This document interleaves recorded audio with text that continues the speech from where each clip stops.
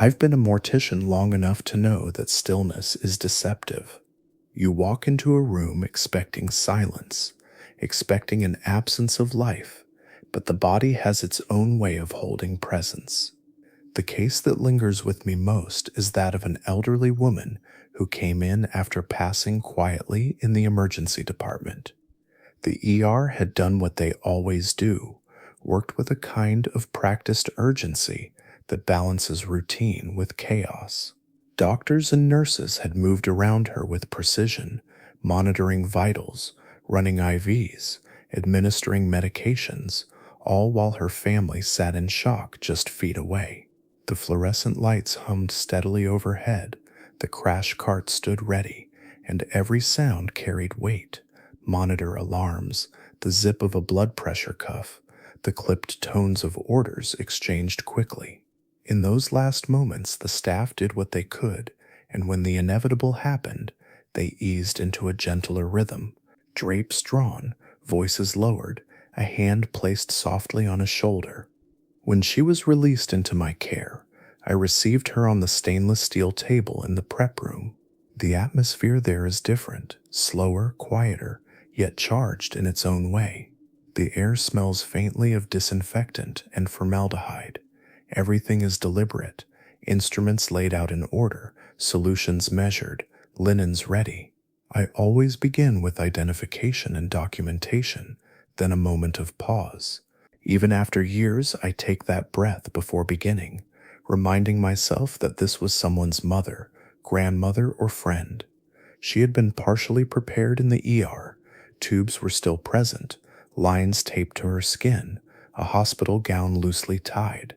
I removed what was no longer needed, cleaned her carefully, and began the standard procedures of embalming. This is precise work, locating the vessels, making clean incisions, setting features. Most people don't realize how important eye care is. Lids rarely close completely on their own, so we use subtle methods to give them a natural, peaceful look. That's where I noticed it. Her eyes were partially open. At first, nothing unusual. It happens often, especially in older patients. But as I moved, the angle of the cornea caught the light in such a way that it seemed to follow me. Step to the left, and I could swear the glint shifted. Step to the right, and again it tracked faintly, like the slow turn of someone's gaze. I knew the rational explanation. In embalming rooms, overhead lighting is bright and direct, reflecting off moist surfaces. The curvature of the eye creates illusions of movement. It was physics, nothing more, but repetition has a way of eroding certainty. Every time I adjusted my instruments, I felt her presence, quiet, unwavering. I forced myself into procedure, focusing on the details, raising the right carotid artery, inserting the cannula, beginning the steady infusion of preservative fluid. My training guided me, hands steady, yet my awareness of those half-open eyes never left. As circulation shifted, her skin regained a firmness, a subtle change in color. I repositioned her head, adjusted the eyelids, and worked carefully to set them closed. Still, for those moments before I finished, there was that lingering impression that she was watching, not accusing, not fearful, just fixed. It's difficult to describe without sounding dramatic. It wasn't supernatural, it wasn't horror, it was human presence, even in the absence of life, pressing into the silence of that room. When the work was complete, I stepped back, tools cleaned, linens replaced, the woman dressed for her final viewing. She looked serene now, eyes closed, her features softened. Yet I left that evening with a weight I couldn't quite shake. In the ER, she had passed in a room filled with motion, voices, and urgency. In my care, she lay in silence, yet managed to leave me with the sense of being seen. That's the part that stays with me. Not the procedure, not the explanation, but the feeling, subtle, grounded, impossible to fully dismiss, that sometimes, in this line of work, the dead still have a way of holding your attention.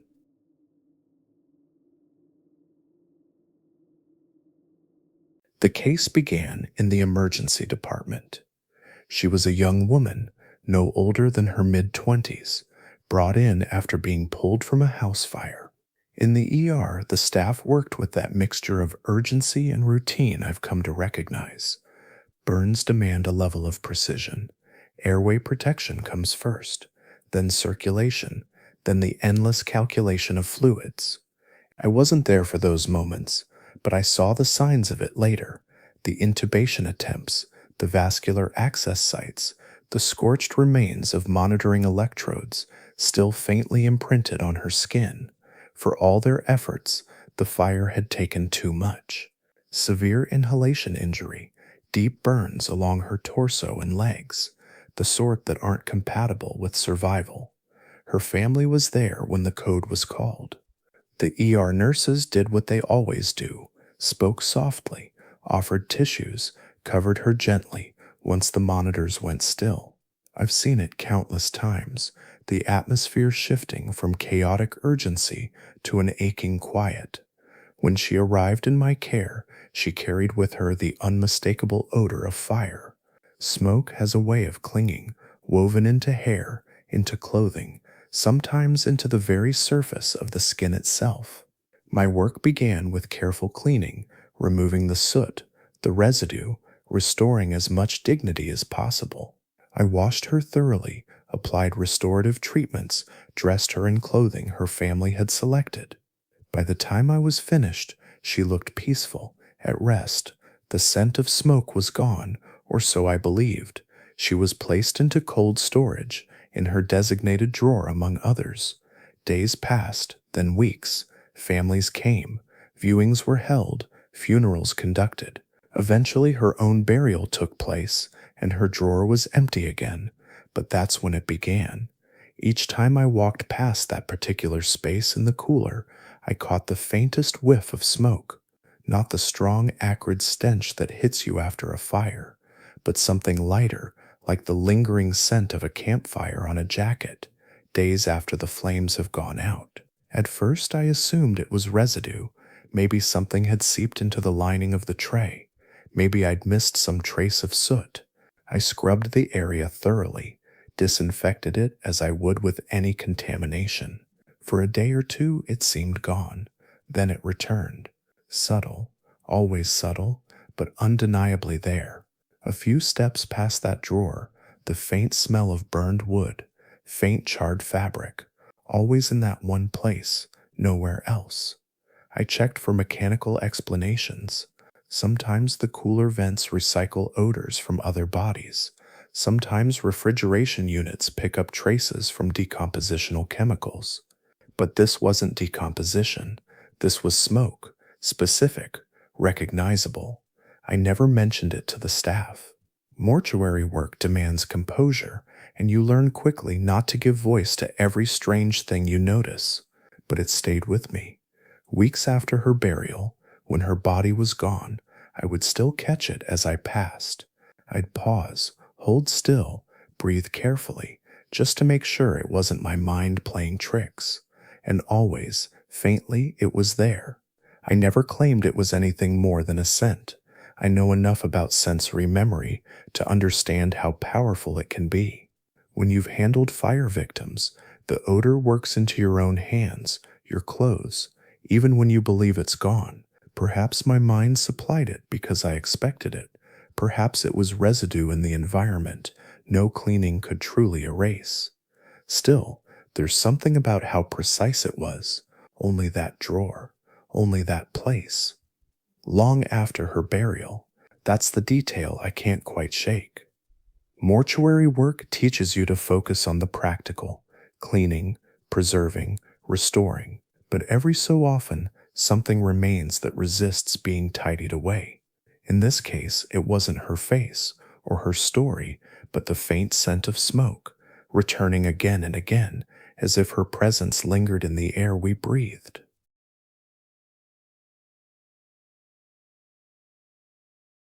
My name isn't important. What matters is my profession. I am a mortician. My work places me in quiet spaces most people avoid, rooms where the weight of finality presses against the air itself. People imagine funeral homes as solemn, reverent places, but behind the scenes, it's a balance of order and procedure. Embalming rooms with stainless steel tables, refrigerated storage humming in the background, files, forms, and the quiet shuffle of paperwork that stretches long after the last family leaves. And then there are the nights. I've spent many evenings alone in the building after everyone has gone home. It isn't by choice. The nature of the work demands it. Sometimes a family needs a viewing earlier than expected. Sometimes preparation takes longer than planned. Other times it's simply the backlog. Death doesn't wait for business hours, and it certainly doesn't care for schedules. On one such night, I stayed late to finish. The case was ordinary in practice. A man, middle-aged, who had passed peacefully. I remember the way his daughter touched his arm gently when saying goodbye, as though she didn't want to let go of the warmth she imagined was still there. When the family left, silence filled the halls. I finished my work on him, cleaned the instruments, logged the details. The prep room was tidy, organized, and empty once more. That's when I noticed it, the kind of silence that makes you aware of yourself. My own breath seemed too loud. The hum of the cooler unit pulsed steadily, and fluorescent lights buzzed overhead, casting their flat, sterile glow. There was nothing unusual about it. It was the same routine I'd repeated countless times. And then came the sound. Faint at first, so faint I thought my mind was weaving noise into the silence, a low, drawn-out chord.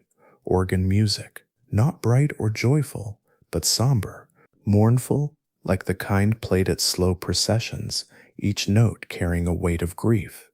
It was unmistakable. I stopped working, listening. The music drifted from the far side of the building, just beyond the prep room. I knew immediately where it came from. The chapel. Our chapel isn't grand. It's small, practical, just a space to hold services when families request it.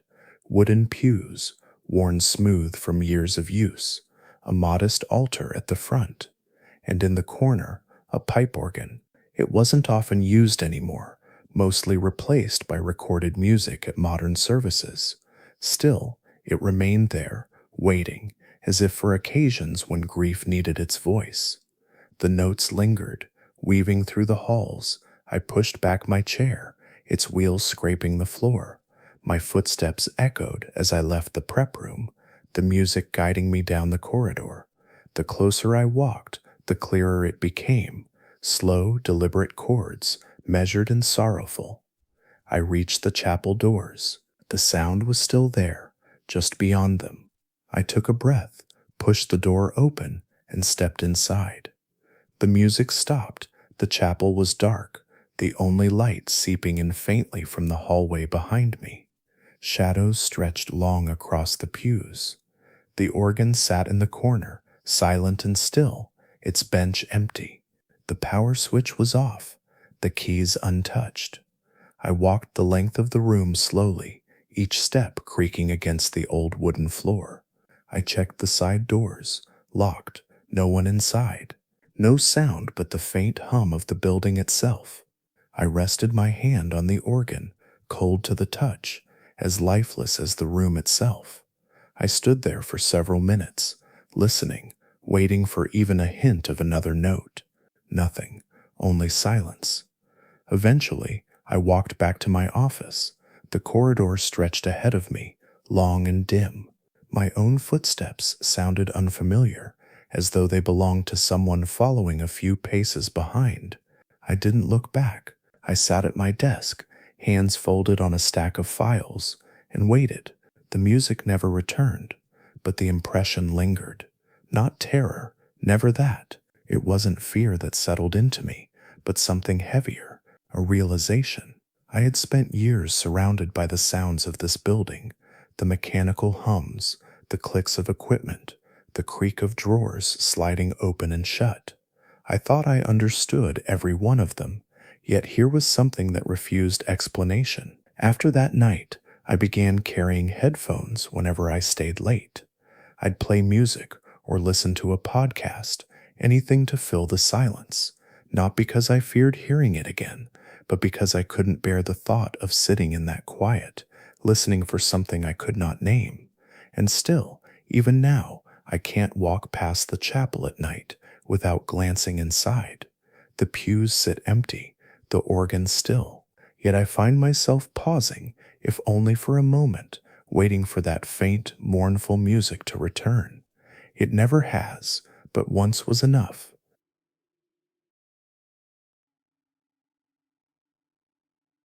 My name is Jonathan Hale. For over 25 years, I've worked as a mortician. It is a profession most people can't imagine choosing, but it chose me in a way. I've always had a steady hand, a patience with detail, and a quiet respect for the space between life and whatever comes after. My work is technical, yes, embalming, restoration, preparation, but it is also deeply human. Families come to me at their most fragile moments, and it's my responsibility to give them back something of peace. But the truth is, in this line of work, peace isn't always what fills the room. That night, I was alone in the embalming room, well past midnight.